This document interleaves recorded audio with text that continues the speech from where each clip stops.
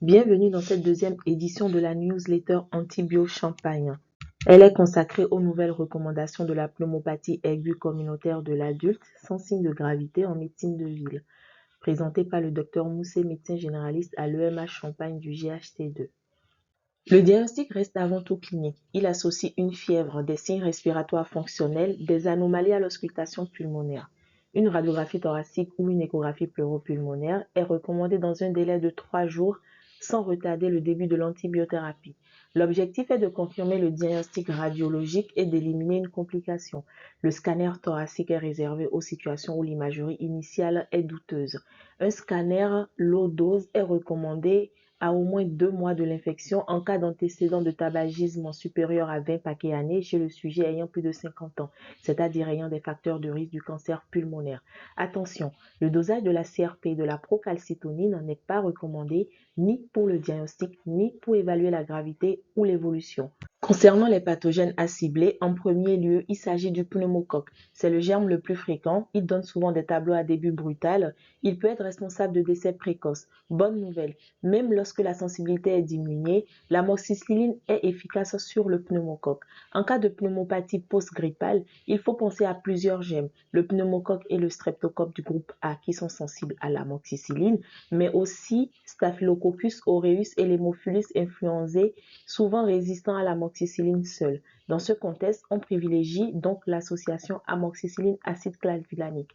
Il ne faut pas oublier les bactéries atypiques intracellulaires. On les suspecte en cas de contexte épidémique, si le début est progressif, s'il existe des signes extra-respiratoires comme des signes cutanéo-muqueux ou en cas d'échec d'un traitement bien conduit par bêta-lactamine après 72 heures. Concernant l'antibiothérapie, pas de révolution, mais des adaptations selon le terrain. Sans comorbidité, on privilégie l'amoxicilline. En alternative, la pristinamycine. En cas de comorbidité, le traitement recommandé est l'amoxicilline acide clavulanique. Attention, l'âge seul, sans comorbidité, n'est pas un critère à retenir dans le choix de l'antibiothérapie. En alternative, on peut utiliser une céphalosporine injectable de 3e génération et la voie sous-cutanée est à privilégier en médecine de ville. De nouvelles recommandations ont été publiées début 2026 et nous en reparlerons dans une prochaine vidéo. La lévofloxacine est réservée uniquement aux allergies graves au bêta-lactamine. En contexte évocateur d'une bactérie atypique, on utilise un macrolide. En alternative, la pristinamycine ou la doxycycline. La durée du traitement dépend de la réévaluation à 72 heures.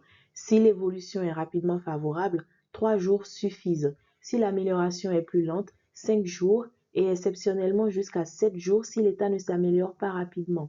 Sans amélioration au-delà de 7 jours, une complication doit impérativement être recherchée, comme un épanchement pleural ou un abcès. À retenir, shorter is better.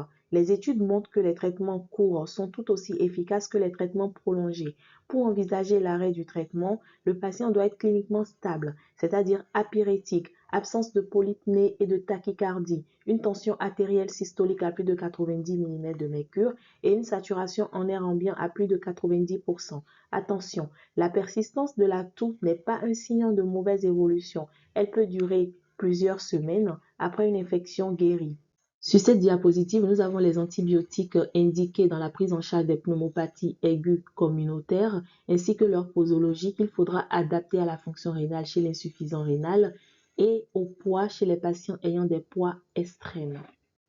Merci pour votre attention et dans une prochaine vidéo, nous allons parler de la prévention des pneumopathies aiguës communautaires et donc de la vaccination. Pour plus d'informations, contactez-nous sur emchampagne@chu-du6reims.fr.